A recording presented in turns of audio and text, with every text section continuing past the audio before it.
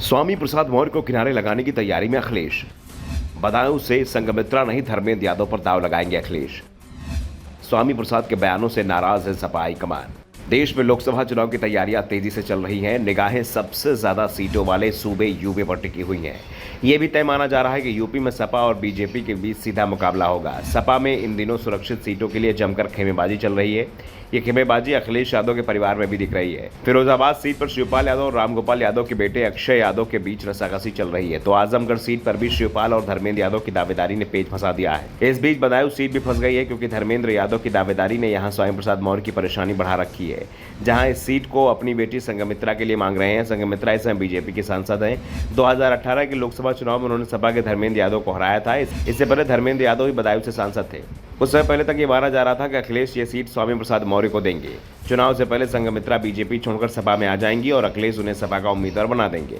लेकिन अब हालात बदलते दिखाई दे रहे हैं और बदले हालात में संघमित्रा के बयान भी संकेत दे रहे हैं। संघमित्रा बीजेपी छोड़ने की किसी भी खबर को सिरे से खारिज कर रही हैं और दावा कर रही हैं कि वो ही बदायूं से बीजेपी के उम्मीदवार होंगी। सामने कोई भी आए वो चुनाव जीतकर भी दिखा देंगी। संघमित्रा के बयान और स्वामी प्रसाद मौर्य से अखिलेश यादव की बढ़ती दूरी इसी ओर इशारा कर रही है।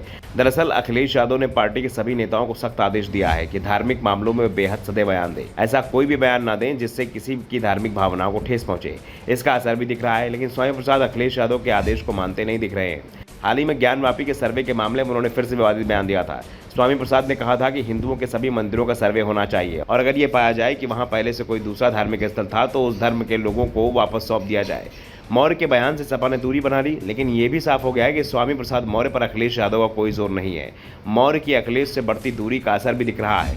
धर्मेंद्र यादव ने एक बार फिर से बदायूं में सक्रिय होने के संकेत दे दिए हैं। दरअसल मुलायम सिंह परिवार की यूपी में कुछ सीटों को पारिवारिक सीट माना जाता है। इसमें से इटावा सीट सुरक्षित होने के चलते यहां पर मुलायम परिवार चुनाव नहीं लड़ पाएगा। मैनपुरी सीट पर डिंपल यादव लड़ेंगी, यह तय हो चुका है। कन्नौज, जहां 2018 में डिंपल हार गई थी, वहां से अखिलेश यादव चुनाव लड़ने का ऐलान कर चुके हैं। तो फिरोजाबाद सीट पर सपा प्रमुख महासचिव रामगोपाल यादव के बेटे अक्षय यादव चुनाव लड़ सकते हैं, जबकि शिवपाल यादव को आजमगढ़ सीट बीजेपी से वापस छीनने का जिम्मा सौंपा जा सकता है, जहां से मुलायम और अखिलेश दोनों सांसद रह चुके हैं। ऐसे में धर्मेंद्र यादव को बदायूं भेजा जा सकता है।